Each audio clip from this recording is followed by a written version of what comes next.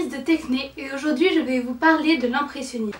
Donc, l'impressionnisme, c'est un mouvement artistique, c'est-à-dire un ensemble d'artistes ayant une esthétique commune. Vu comme ça a l'air très ennuyeux. Mais pas du tout. En gros, on rassemble les artistes, ou ils se rassemblent eux-mêmes, dans des groupes en fonction de leur façon de peindre, d'écrire, de sculpter, de dessiner, etc. En général, c'est en fonction de leur époque, car depuis toujours, l'homme s'inspire de ce qu'il connaît pour recréer à son tour. Revenons à l'impressionnisme. Ce mouvement est rapproché au 19e siècle. Les impressionnistes, c'est comme ça qu'on les appelle, ont des œuvres très spontanées. C'est une traduction de sensations, une impression fugitive. Ils tirent leur nom d'une critique très dure de Louis Leroy sur le tableau Impression Soleil Levant de Claude Monet. C'est là que pour la première fois, on parlait d'impressionniste et d'impressionnisme. Maintenant, le contexte. Imaginez, vous êtes en avril 1874.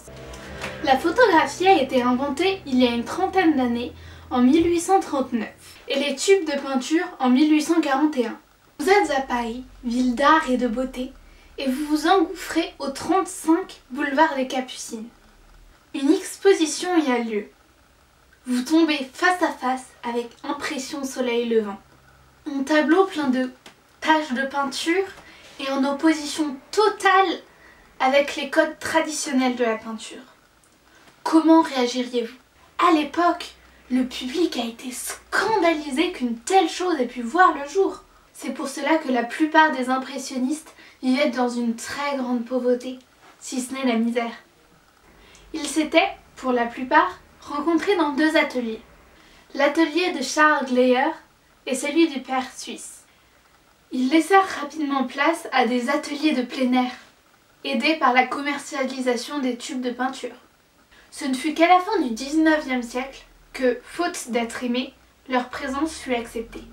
Parmi ces impressionnistes, je peux vous citer Claude Monet, qui a fait entre autres les bottes de foin, les nymphéas et Impression Soleil Levant. Camille Pissarro, auteur de Boulevard Montmartre, Place du Théâtre Français, mais aussi Gauguin, Cézanne, Degas, Manet, Van Gogh et beaucoup d'autres que je ne pourrais citer ici. Voilà, la première vidéo est finie. Je n'ai pas parlé de néo-impressionnisme ni de la seconde vague d'impressionnistes, mais j'en parlerai dans de prochaines vidéos. J'espère que cette vidéo vous aura plu et à bientôt pour de nouvelles vidéos.